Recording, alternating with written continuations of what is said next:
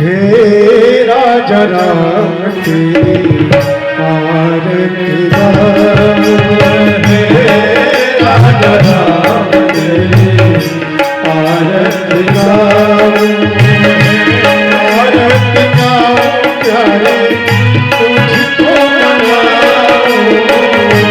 आरती गाऊं प्यारे तुझको मनाऊं, हे राजा राम